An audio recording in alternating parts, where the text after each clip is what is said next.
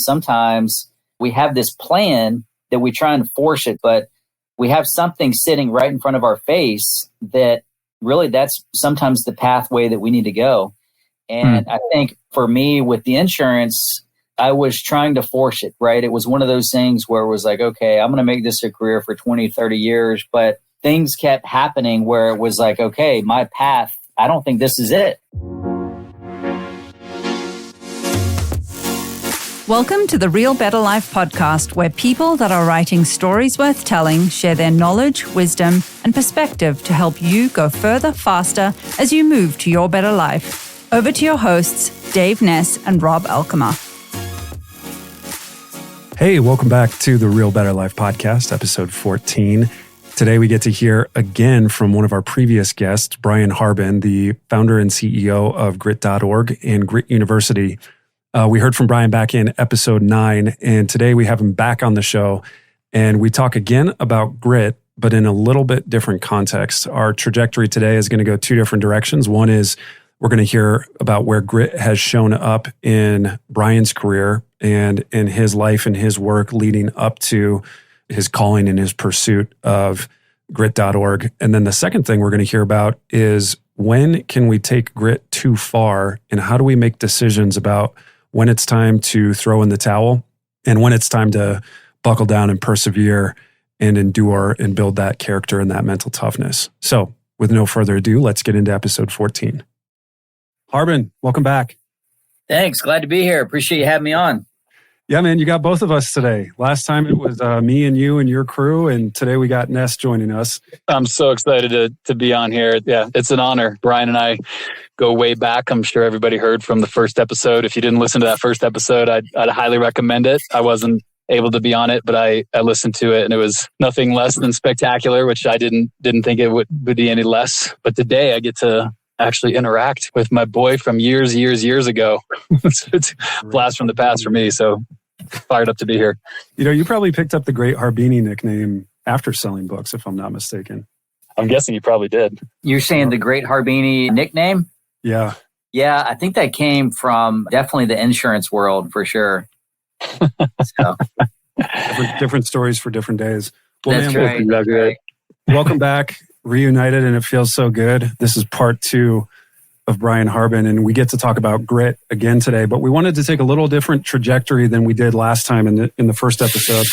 So a couple big themes for today. We want to talk about where grit shows up in real life in several different areas. So we're going to talk about where grit shows up relationally, where it shows up emotionally, and where it shows up occupationally. And so we're going to talk about, just some different stories and some background information on how Harbin got to where he is today, running Grit.org, which is really a passion project and a calling for him. There's a couple decades of a lot of hard work, a lot of grit. I think I'm safe saying this, Harbin. There was a lot of moments in your career, from when Dave knew you selling books, when I knew you in the insurance world, and even after that, where, we could honestly say that day in and day out, you were doing things that took a lot of perseverance and took a lot of mental toughness. And it wasn't necessarily your passion, but it was ultimately leading towards, this concept of your better life and leading towards a better future. And I think your best days are still ahead of you, but we want to unpack some of those lessons that you learned along the way and how to develop grit and, where you've exercised grit. And hopefully some of that will give some hope and some inspiration to the folks that are listening, and they can take some of those lessons and apply them to whatever it is they're going through. And then secondly, one of the big questions when we talk about grit is, grit is certainly a good thing, but a good thing taken too far can become a bad thing.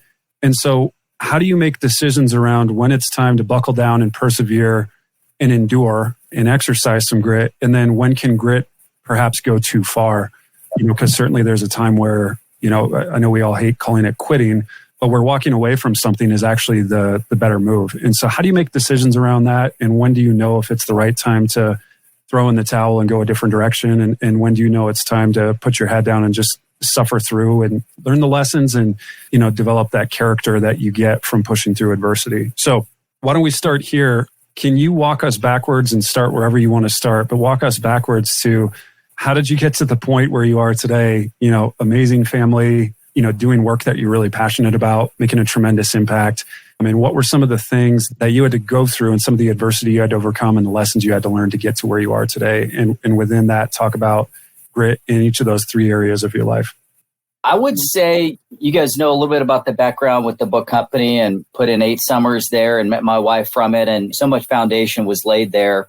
I'd say that a very pivotal moment was after my wife and I got married. When I left the Southwestern business, my business was at its peak, but I also knew, and I was getting a big promotion and inheriting some more business and was basically going to make double the income. But there was that cost benefit payoff. I'm like, okay, well, my wife and I are getting married. Do I want to work more and travel more during our first year of marriage? And so for me, I think that was a really important moment because I said, you know what? I had a lot of money saved up. My wife and I were getting married. Todd McWhorter, who I'd heard him and his wife traveled after they got married. I said, hey, I love that idea. Let's do it. My grandparents had been to New Zealand, said it was amazing. So my wife and I, after we got married, moved to New Zealand for 6 months. And so I think for me, that was one of those decisions where I could have gone 2 roads. I could have, put my head down and worked harder and made more money and everything else. But I said, for the direction of how I want to be as a husband and eventually a father, this is the road I want to take. And, I knew I had a great foundation of work ethic and financially was in a position to be able to do that. So that for me was a very pivotal moment. And for us in our marriage, putting that first. And then it was just a matter of, really wanting to have the skills that I had developed at that point translate into a career where I could get off to a fast start, got into insurance and had the opportunity to, really build up an area from scratch and insurance and learn a whole new field. And so, did that and continued to grow that business. But there came a point, I don't know, maybe 7 or 8 years into the business where I knew long-term that wasn't what I wanted to do. And it wasn't really going to give me the long-term independence I was really looking for. I don't have to go into too much detail, but the deeper you get into some companies, you realize kind of the politics involved. And I knew that, fast forward 10, 15 years, I didn't want to be in that same situation. But we had just had our second kid. My wife was a stay-at-home mom. And so financially, that was a situation that took some grit where it's like, all right, I need to roll up my sleeves. And even though I don't love it, I can live with it and I can keep doing this every single day. But in the meantime, I'm going to keep my eyes open for other opportunities. So what was so cool about that moment, there was a very pivotal moment where I knew that it was okay, it's time to start looking for something else. And I had bought a couple rental properties and fixed them up. But, if you're making a couple $100 on a rental property each month, that's not really, something that you can quickly pivot into as another career. It was kind of a slow build type thing. But it was the moment that, gosh, I swear it wasn't more than 2 months after I made that decision of okay, I need to start looking for something that really is going to be my next thing while I'm also continuing to build my insurance brokerage. And it wasn't 2 months later that somebody told me about domain names.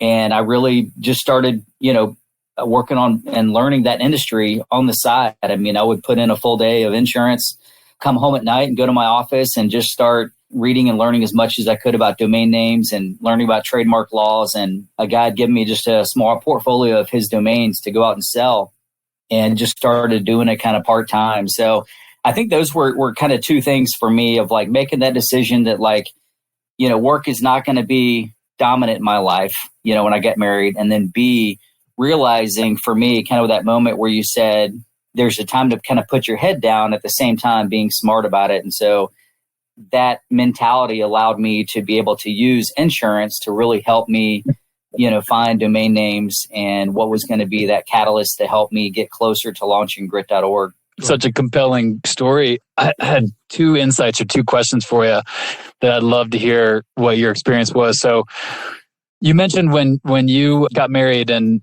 decided, you know what, I'm going to kind of cut ties, or we're going to kind of cut ties with life as we know it, life as normal, and move to New Zealand. Were there people in your life that were saying, what are you doing? You got to start your career. You got married. You have responsibilities now. You've got were there, kind of naysayers or contrarians in your life that didn't really agree with that trajectory? Absolutely. I mean, and the thing is, like I said, my career was going great. It didn't really make sense, to a lot of people within the company, right? Why I would leave. I mean, I just had my best year ever, and personal sales team. I mean, our organization was just unbelievable that summer. And so to walk away from that really at its peak was like, okay, nobody really does that at Southwestern. And then, for me, I always had a plan, but up to that point, as far as knowing what I was going to be doing. And so I think that was the part too that was so reassuring for me, was that, my buddy and I, when we backpacked through Europe a couple summers before that, our plan was that we had no plan. And so I felt like that experience in backpacking through Europe with no plan was so freeing for me as a personality, for somebody that is such a planner. I think it allowed me to be able to say, hey, you know what? It's okay for me and Jen not to have a plan and just go live in New Zealand. And when we get back, we didn't really even know we kind of knew, I think we did have it narrowed down to Jacksonville at that point, but that was about all we knew. We didn't know what part of town, we didn't know career-wise what we're going to do. So I think not having a plan really just allowed us to have the best time possible. And I think based on my personality, that was something that was important at the time. It's interesting. I hope all the listeners will catch this, because you said it was like a fleeting, amazing piece of your journey. And that is that, and I know this about you, by personality or by your nature, however you want to call it, you're very calculated. You're very much a planner. You've got things thought out, well into the future. But I think what's fascinating about it is that your story unfolded in a way that you volitionally and intentionally engaged in something that was counter to your normal mode of operation, your normal way of doing things, backpacking across Europe. And the plan was to not have a plan, which then that experience sets you up to do something similar with your wife. That's pretty rare and unique. And I'm hoping that the listeners will catch that sometimes in order to grow, sometimes in order to take the next step, sometimes in order to exercise intellectual grit, it doesn't look like a fairy tale story. Sometimes it takes a little bit of decision making that is actually counter to what you would normally choose, or normally what you would do, or the path that you would normally take, which is, I mean, from what I get from your organization of grit.org and your first podcast with us, that's a big part of it. Is you got to make intentional decisions sometimes that are uncomfortable. Absolutely. And one of the things that's been really helpful to me, you guys probably heard of the book, The Surrender Experiment. Oh, I haven't, but that sounds amazing. But this guy, he talks about kind of his whole life trajectory. And he basically was, in school at University of Florida, and they had lived in a van out in the middle of nowhere. And, fast forward 20 years later, had this, sold this huge technology firm for hundreds of millions of dollars. But anyways, he talks about his whole journey and everything that he did.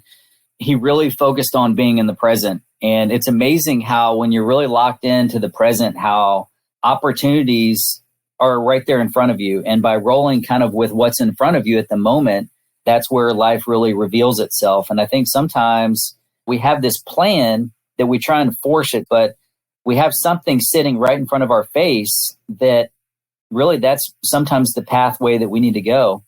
And I think for me with the insurance, I was trying to force it, right? It was one of those things where it was like, okay, I'm going to make this a career for 20, 30 years. But things kept happening where it was like, okay, my path, I don't think this is it, right?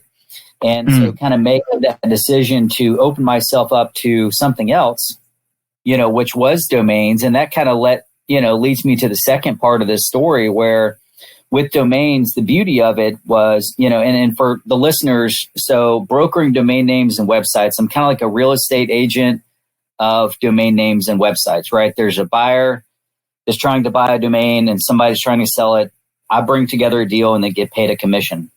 So the beauty of it is it's this whole world. I mean, the guy that was like the number one domain broker in the world used to be like a used car salesman. I'm like, man, if this guy can do this, I know I can figure it out. To me, it was fascinating in terms of just nobody knows that domains are sold for the amount of money that they are. And it's this whole underworld of, but everything requires a domain name. And so, but, it was very much a slow growth, doing it part-time. And then I'd been doing it for So I started doing it in 2014. And then in 2018, again, I was just kind of doing this part-time, just making a couple thousand a month, which, was good, but it wasn't enough to, obviously transition over to a whole nother career. But in 2018, I brokered what at the time was the 14th largest domain sale of all time, ice.com. And brokered the deal was like 3.5 million, was well into 6-figure commission. I'm like, wow, this is a game changing, right? But the thing is I'm like, part of me was like, okay, that was one sale. And obviously business really picked up after that. But then it came to the point of like, okay, when do I pull the plug on insurance and when do I go all in on domain names? And there was a period of time where it was probably a good, basically from that 2018 to 2020, where it was like, it was kind of constant back and forth in my brain of like, granted with insurance, I could walk away and get paid renewals, but still it was like, okay, I'm going all in and it's just me.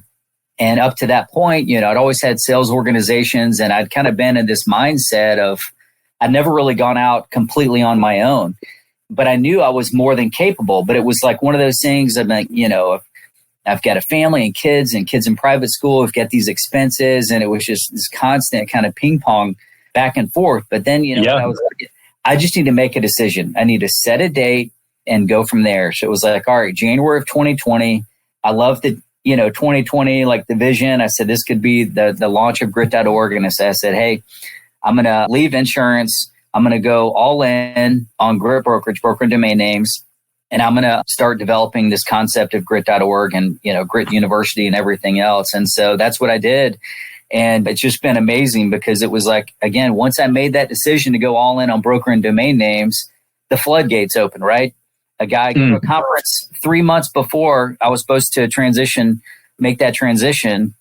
And this guy that had been brokering domains is like, hey, will you hire me? And I'm like, well, I'm not really looking to, but yeah, let's figure it out. And this guy, Michael, has been working with me now and we've been, crushing it together. So again, just kind of that mentality of going all in on yourself and then just kind of taking what life is presenting you right in front of your face. There was a piece of that too that I thought was super compelling. And Rob, I don't want to dominate, but I got to get this out because he just said something really cool. Harbin, you said a date and made the decision. I've got this thing in my mind. I can't remember where I heard this. It might have been actually back in the days that you and I were working together. I might screw this up, but I think it's the Latin translation of decide. There's 2 words that come together to create the word decide. And it's deci, which means to divide, and then side, which in like the suicide, homicide kind of thing is really indicative of to kill or to kill off. And so the word decide, interestingly, is to evaluate your options, divide them, kill the ones that you're not going to do, and then you're only left with the one that you're going to do. And so that decision that you made, it's amazing. Like here we are 4 years later, I think, in terms of your timeline, and it dates back to a decision that you made by evaluating the options, being calculated, being planned like you are, and then saying, okay, this is it. This is what I'm going to do. And betting on yourself, which is such a huge part of grit when you think about it. They kind of go hand in hand. I don't know anyone who's bet on themselves and hasn't had to exercise a significant amount of emotional, relational, psychological grit and occupational grit. So it's amazing how they all kind of play together. But I love the story of just decide, divide and kill and go forward. Yeah. And the other thing I would add to that too, I'll remember right around that decision where I knew I wasn't going to be doing insurance, but I wanted to find something else. There was kind of that 2 months later that I came across domains. Well, in that 2 month window, I'll never forget, I would add this to what I'm going to say too, in terms of verbalizing what you want. So we're sitting there with my wife, we're watching $1 Million Listing. You guys ever seen that TV show, right? And I told her, I said, if I could do something where all I did all day long is negotiate, I would be the happiest person on the planet, right? Like most people hate negotiating, but I love it. And again, like with broker and domain names, I'm a professional negotiator, right? That's what I do now. And I do it from my office at home. So that was really cool. And the fact that was something I verbalized to her.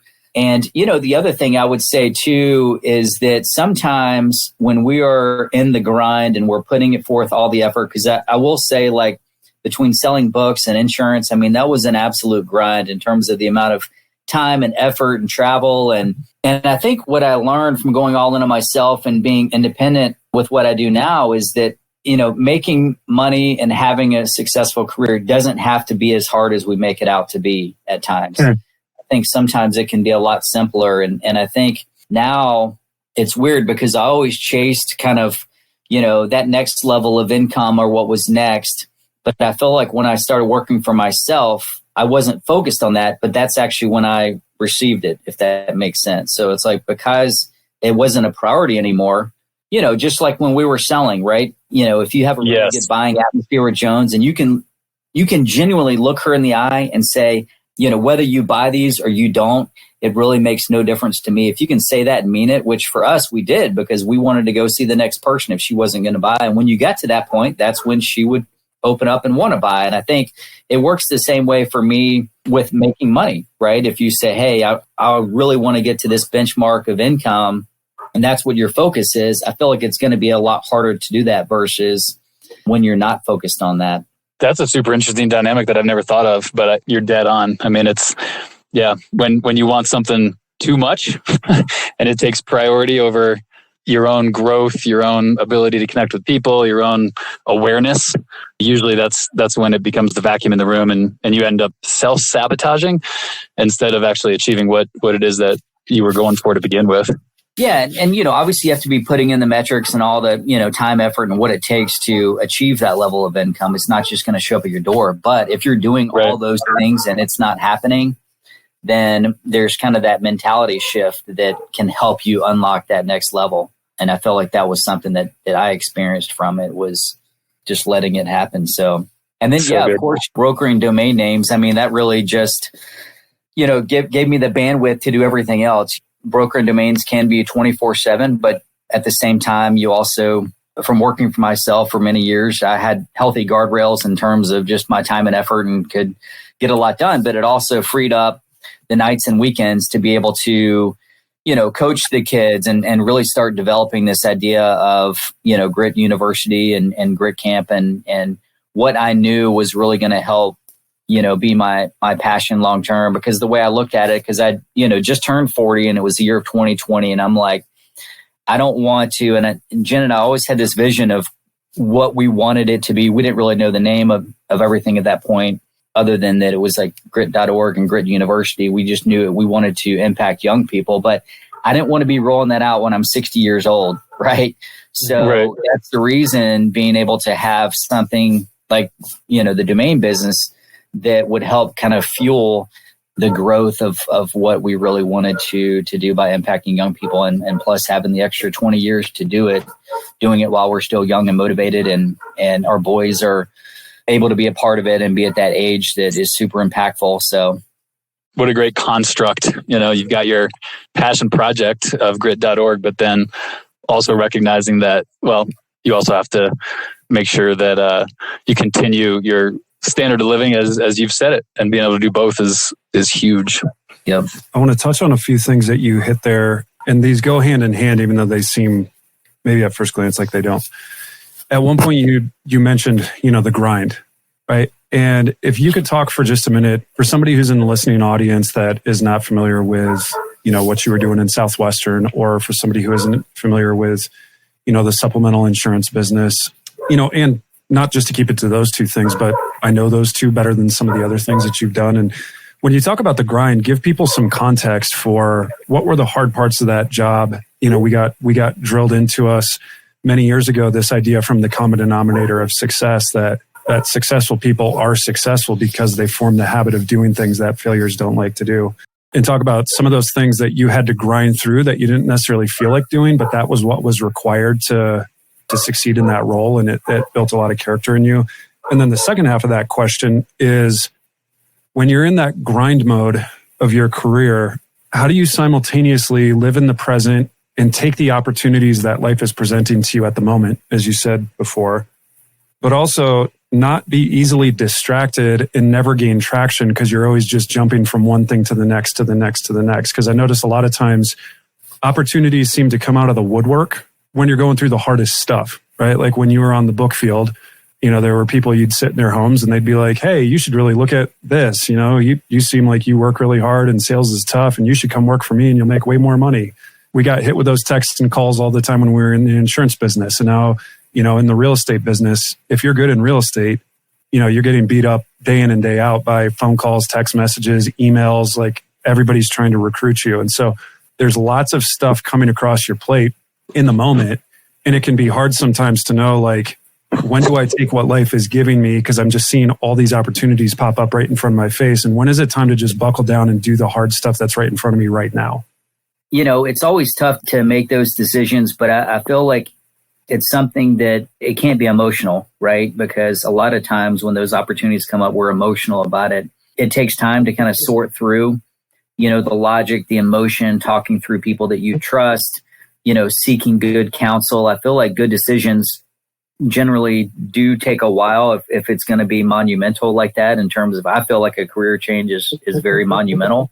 I mean, there's some decisions like, picking out tile, like you should do that pretty quick, right? Like don't waste your time on some decisions. But when it comes to a career move, that's something that, especially if it involves a lot of people and a startup time. I mean, a new job career is going to take you 6 months at least just to get in the groove. So I would say just really, making sure that you're carving out the time to think through, get that counsel, think through your emotions, talk to your spouse and really figure out the plan. And then once you kind of have that plan, stick to it for that period of time. For me, when I'm in the grind, and Dave, this is something that, you and I always had fun with, is that that's how I survive the grind is having fun. Harbin, Houdini, and I mean, how to make selling insurance business to business and door to door fun. It's not easy, but if you can make that fun, then it makes it more enjoyable along the way. But I think, if you can have fun doing hard things, that's really going to help get you through it. And that's, a big part too of, teaching sports to kids, is that helping them learn to have fun, because that's really going to help you push through that first instinct to quit. So I think that was a tremendous thing to learn along the way. It's just learning to have fun, good self-talk, right? What are you saying to yourself, to keep yourself going? What are you listening to? What are you reading? Those are the types of things that I think can really help you stay focused and not get distracted. I think I answered 2 out of the 3 questions. Was there something there that I missed? That's good. No, talk a little bit more about that though. Like, what are some specific examples of things that pop into your head of how did you gamify doing hard things? How did you make them fun? I think, a lot of times what I enjoyed doing, a lot of it was motivating other people. So I would just try and take things that are relevant to what's going on now, and then, relate that to our business, just the interacting with them and non-work settings, being involved with their families. And, I always had a plethora of jokes, again, just to keep people laughing and smiling, because if people are too serious at work, that's generally not a good thing, especially in sales, because you're tense and you're too nervous, and every single prospect can feel that. So just like in sports and sales, you need to be loose, right? And the best way to do that is to laugh and have fun. And so the more you can help people do that, I think, just being personal with people, like sharing your story with people, letting people in on your personal life, sharing fun stories, being in constant communication. I mean, what's interesting about what I do now is I've got a team of, there's 3 of us brokers, and then we have 2 full-time assistants, and we're all remote, right? And pretty much every single client we have is all remote. So you're talking email, text, phone call. So how do you make it where it's different? Again, just similar, like weekly calls with people and trying to stay connected, being quick to respond. I think that's in my view, the best way to build credibility with people is just being quick to respond, especially when it comes to technology and emails and text and everything else. That really helps build trust, and being overly generous, right? In terms of just, I think, so those would be just a couple ideas. One thing that that you said in there that I think is a huge nugget, and it was part of what you asked, Rob, in that question. There's a assumption within the dialogue that we're having that people should learn and need to learn, and I'm still learning how to be the type of person who likes to do hard things. I feel like that's the undergirding part of what you're saying, is that there might need to be potentially a transformation for people that are interested in this idea of grit and find your story fascinating, that you almost have to start to identify as the type of person who likes to do hard things. Even if you mess it up, even if you fail, even if it doesn't work out. It's that old adage, I think it was Robert Kiyosaki, who said, you either learn or you earn, or you do both, but never neither. Right? And it's that iterative process of trying and trying and trying again. But beneath all that is this idea that we have to learn how to become the type of people that like to do hard things. And that's not everybody. And that's okay. But I find it fascinating that you're talking about all of these things that you did, all of these things that you do that are tactical, and some are strategic. But underneath it all is the years and years and years of growing into, by virtue of reading, by virtue of testing yourself, by virtue of partnering with other people, by virtue of having conversations with your trusted people in your life, becoming the identity of the type of person that likes to do hard things. Then the hard things become easier. Absolutely. And I think too, like for me now with my routine, I do it kind of on a weekly basis, right? So there's, parts of the week, usually Monday through Thursday, that I do all the hard things, get up and do the early morning workouts and going to bed super early. And then, all the diet restricting things that I know I need to do. I do all those hard things, getting up early, staying up late, just putting in those hours.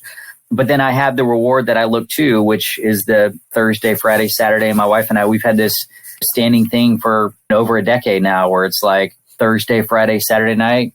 I'm not a late person, but she likes to stay up late, and we stay up super late, and we drink wine and we hang out. And for me, that's the reward that makes it all worth it. You know what I mean? So I think I don't like getting up, tomorrow I'm getting up doing a 5:40 a.m. CrossFit workout. I don't like it, but at the same time, I'm going to feel better, and I'm going to enjoy the beer on Thursday night after, you know what I mean? Feeling like you've earned it versus, you know how it is. Like there comes a point in time on vacation even where you're kind of vacationed out, right? And I feel like life can happen too much if we get too much of that dopamine that you actually don't enjoy it. So it's like when you do hard things, it makes the things that you want to enjoy more enjoyable because you feel like you've earned them. And for me, that's so what I've come to. And now that I do it on a weekly basis, it's easier, right? Yeah, it's just a habit now. Yeah. Yeah. So good. I want to hear what Brian has to say, just the thought of when can grit or endurance or stick-to-itiveness, any of these concepts, when can it go too far? Want to move into that? Can I suggest a good segue? Yeah.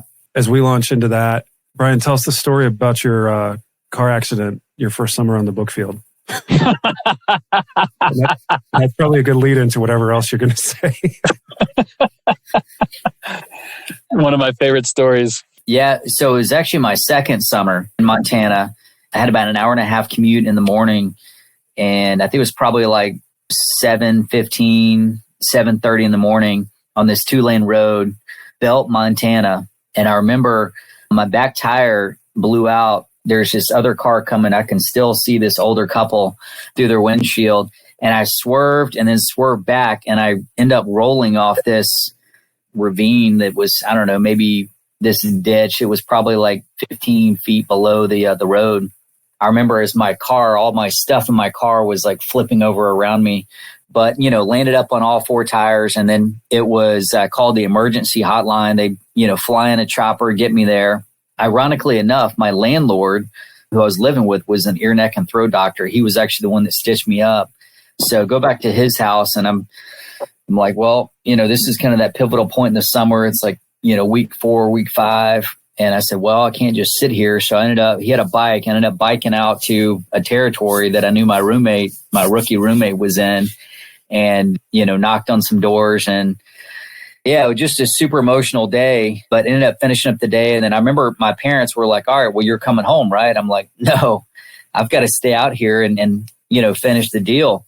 So I ended up buying a car out there and finished the summer and ended up with a great summer. But yeah, it was just one of those moments in life where it's like, all right, this is the choice of two paths. I've got a way out of this really hard thing called selling books. But at the same time, I had a commitment to Dave and the rest of the guys that I worked with. And, I had 4 first years out there. And I think too, ego wise, as a 19-year-old, it was like, well, I don't want to have to go back and tell people that I quit, even though I totaled my car at the same time, insurance basically paid for me to get a new one. So, one of those pivotal moments in life where it's like, all right, are you going to be the type of guy that follows through with what you say you're going to do, even when you have a way out? So luckily I chose that path at the time, and definitely has helped make decisions along the way easier. Cause man, if I stuck through that, then I can definitely stick through whatever's next. And that's, like you said, a good example of there's a time where I think too, when it comes to values, do you need to stick through it because you've committed to it, right? Like with a marriage or with a kids or a career, following through with your commitments. If that's a value, then yeah, staying with it is you need to finish the drill or at least communicate what your way out is going to be. Now, are there times where it's too much? Absolutely. And I think too, that was the thing that, there's everything always has a price, right? So when I was in the insurance business, there was a direct correlation between the amount of time that I traveled and how well our organization performed, right? So basically, hey, I can continue to grow, but the flip side is I'm going to be gone more. And so there's that price. And I think over the course of time, you don't really notice it overnight, but those relationships, they do start to change. And I remember when, if a spouse ever says hey, it's easier when the other person is gone traveling, that means that it's gone too far, right? If your family gets too comfortable with you not being there, that means it's time to change, right? And not that we'd gotten to that point, but it was I could sense that it was when I came home, it was you're trying to catch back up to make up for when you're gone. And then when you're going to leave, you're kind of preparing for that. So even if you only travel a week, a month, you still spend, half the time either recovering from leaving or preparing to leave. And it's a lot of emotional stress to put on everybody, and especially in a marriage. So I think traveling is one of those things that can be a source of contention at times, especially with work. But if it's not a choice, then that's just something I guess you have to try and work out. But I think that's where the mental, emotional, physical all comes into play, right? If you're doing too much that physically you're not able to work out or carve out that time for yourself. For me, one of the things that was really life-changing for me was getting into meditating, right? Because my brain is always constantly going and thinking and doing things. And so, I knew that physical workout, that's been part of my routine and makes such a big difference for me in so many ways. But I think for me, discovering meditating, going for walks, every night I'll take my dog for a 2-mile walk. I will meditate after working out or having some time before I go to sleep to really just kind of think and recharge. And it's been amazing for me, especially as an entrepreneur, that carving out that time to allow me just to think has been one of the most impactful things. I would say probably 90% of my best ideas have come in that time. You guys are in real estate. I think when you guys are in negotiations, I think, my best time to kind of figure out strategy is when I have that kind of alone time to think through. And I think one of the things that really helps me as a negotiator is the ability to empathize. So really thinking at every situation, how they're looking at it. The benefit of being a broker like you guys are is that, you understand the buy side and you understand the sell side. So you bring that knowledge to every single negotiation and it helps you find a way. And I think, taking that space allows you to take out the emotion, allows you to take out the ego. I think taking the ego out of, really makes a big deal in negotiating. But so I think just trying to have all those different things in sync, right? So if your relationships are good, physically you're good, your schedule's not out of whack. So I think, trying to keep all of those in balance. And if one of them gets out of balance, then it's time to probably recalibrate and figure out where you need to have less grit and scale back. If you're spending too much time, coaching your kids or doing, non-work related things, then you do need to apply more grit to work. Or maybe you're putting in way too much time at work and need to apply less grit and put more in as a husband and a father. So I think just really, again, kind of goes back to just being in tune in the moment with relationships, and not just what people are saying, but, how are they like around you? How are they feeling? What's the energy level that people have around you to determine if you need to recalibrate? And so just trying to really be present and aware of what's going on around you. I just wrote down like 14 different metrics that I need to go and implement immediately.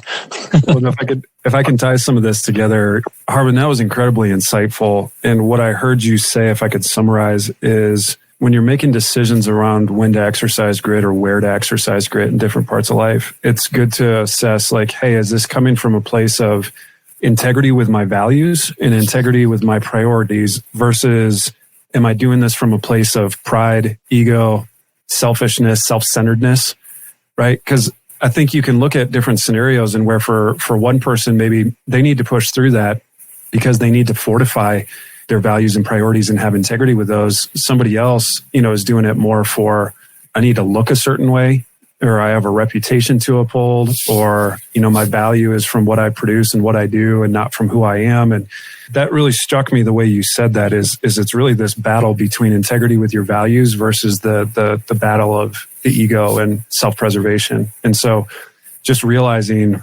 where am I wanting to exercise grit from? Which of those two places? And those two places are in constant competition with each other. Definitely. And I think too, having those values in front of you, like, for us, I think we talked about this in the first call about gritcreed.com. If you go to gritcreed, CREED.com, those are the 12 principles that when we started grit.org that we wanted to teach, and you guys will recognize a good chunk of them. Yeah. And just having those front and center and living by them. And it really makes decisions easier, right? Because you're not having to, there's no gray area because that's what you're upholding. And I think for me in my relationships, like just following through with what you say you're going to do is the easiest thing to do. Sometimes can be the hardest thing to do. But I think just having those values in your mind, it helps establish trust and have strong relationships and helps make those decisions easier. So, and I think too, like when it comes to, planning, I do think, I know when we worked with insurance, that was something Peter did a great job. It was like carving out time to plan. And I think too, making big decisions then when you're planning, when you're not emotional, when you're more in a rational state and you can, think through the calendar and all the different things that you need to do and then work backwards from there. So if you are taking time to schedule and plan, then you just really just go out and execute and stick to the plan at that point. And that way you take the emotion out. Now, obviously there's times that you need to pivot and make decisions on the fly too. But for the most part, you'll have thought through, most situations at that point and be ready for them. Yeah, man, we could do a whole podcast episode just on Peterisms that we picked up over the years. But you just reminded me of one I had forgotten, man. I haven't heard that in years, but it's 4 days a year. You tell your business what you want it to do. And the other 361 days, your business or your plan that you made tells you what to do. That's good advice, is to carve time out for quarterly goal setting. And that's the time to look at the big picture and ask those questions and pay attention to values and priorities. And then you make your plan. And once that plan is in place, there's a ton of value in just going through and executing in 90-day sprints. Like that just works. Yeah. And Brian, I've got, just so you know, I've got the Grit Creed pinned in my browser. Oh, nice. I love it. How about that? Dave, any other final thoughts or comments or questions before we wrap up? No, this has been amazing. I've got about a page of notes and things that I need to go and think about and meditate on myself and execute on. I'm excited to do that. Harbin, man, so good to reconnect. Thanks for joining us a second time. We're probably going to have you back on.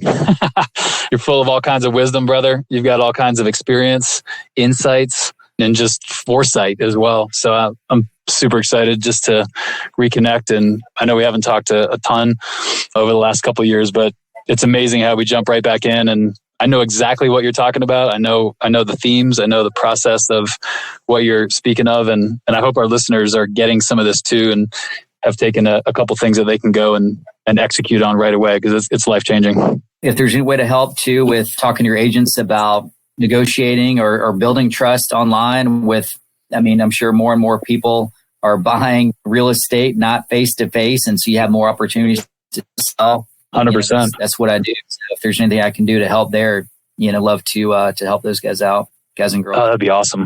That'd be incredible. I might take you up on that. Dude, thank you.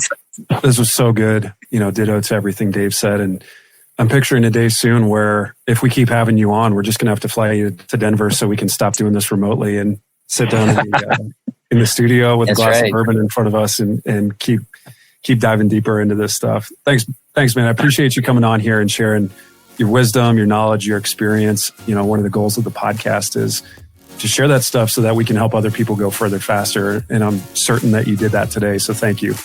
You're welcome. And thanks again for having me on. Definitely an honor. Cheers. See you guys. Cheers, buddy. Take care. See you, Brian.